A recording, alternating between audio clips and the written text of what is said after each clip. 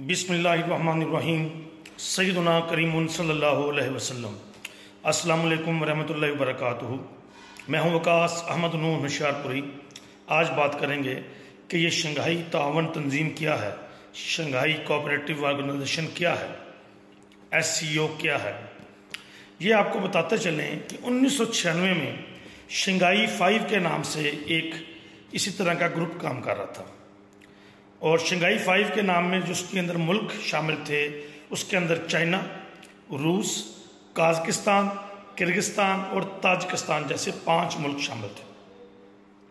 2001 के अंदर उज़्बेकिस्तान के अंदर इसका एक समिट हुआ, और जिसके अंदर 6वें रुकन के तौर पर उज़्बेकिस्तान को भी शामिल कर लिया गया।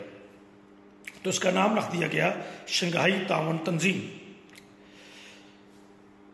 ये बेसिकली ये अदारा, ये तंजीम एक किस्म की इक्तसादी, अस्करी और सियासी मामलात को हल करने के लिए है।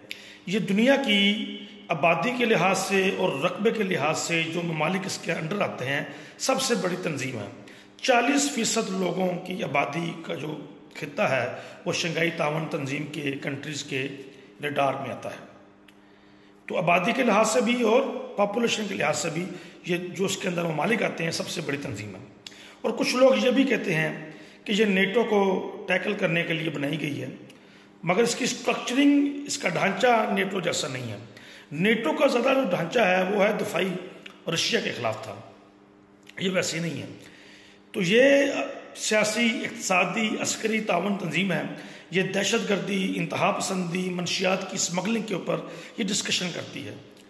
और पाकिस्तान 2005 में इसका ऑब्जर्वर बना था। 2005 में इसका ऑब्जर्वर बना था। 2001 तक इसके अंदर 6 ममालिक इसके रुकन थे, और 2017 में पाकिस्तान और हिंदुस्तान को इसकी मेंबरशिप दे दी गई, और 2017 में इसके टोटल 8 रुकन हो गए। और 2019-20 में 2023 में इसके अंदर ईरान को शामिल किया गया, और 2024 में इसके अंदर बेलारूस को भी शामिल किया गया। तो अब इसके टोटल 10 ममालिक हैं। इसके अंदर एक उसके मुस्तकिल मेंबर होते हैं, वो 10 हैं। उसके बाद इसके ऑब्जर्वर होते हैं, जैसा कि पाकिस्तान भी पहले ऑब्जर्वर था, और इसके अंदर डायलॉग पार्टनर भी होते हैं। तो ये काफ़ी बड़ी तंजीम है।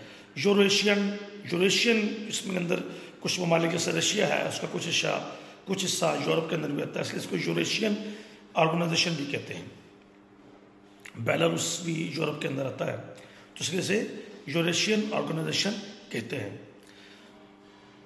इस साल इसका जो समिट 2024 में हुआ, पाकिस्तान में हुआ, और ये पाकिस्तान के लिए डेफिनेटली एक एजाज़ की बात है कि इतनी बड़ी ऑर्गेनाइजेशन का इजलास पाकिस्तान में हो रहा है।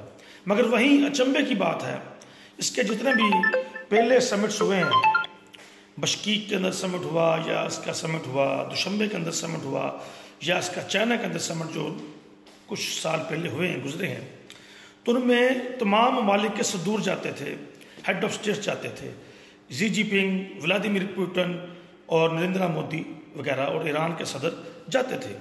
मगर पाकिस्तान में क्या हुआ, इंडियन प्राइम मिनिस्टर नहीं आए, ईरानियन प्राइम मिनिस्टर भी नहीं, प्रेसिडेंट भी नहीं आए, और उसके बाद व्लादिमीर पुतिन रशियन प्रेसिडेंट भी नहीं आए, और चाइना के सदर जी जिनपिंग भी नहीं आए। उन्होंने अपने जूनियर्स को भेज दिया, और चाइना ने अपने प्राइम मिनिस्टर को भेज दिया। अब चाइना के प्राइम मिनिस्टर की इतनी कोई अहमियत नहीं है, और ना ही रशिया के प्राइम मिनिस्टर की इतनी कोई अहमियत है। इनकी अहमियत ऐसे ही है जैसे हमारे पास सदर आरिफ अलवी, सदर आसफ जरदारी है, ऐसे ही इनकी अहमियत है। तो ये कुछ नहीं कर सकते। तो एक तो ये एजाज़ बहुत बड़ा है, मगर साथ हमें एक किस्म का डिग्रेड भी किया गया है चाइना की तरफ से और रशिया की तरफ से। उन्होंने अपने मेन जो उनके decision making heads of states थे, प्रेसिडेंट थे, वो नहीं आए। तो ये सोचने की बात है कि वो क्यों नहीं आए।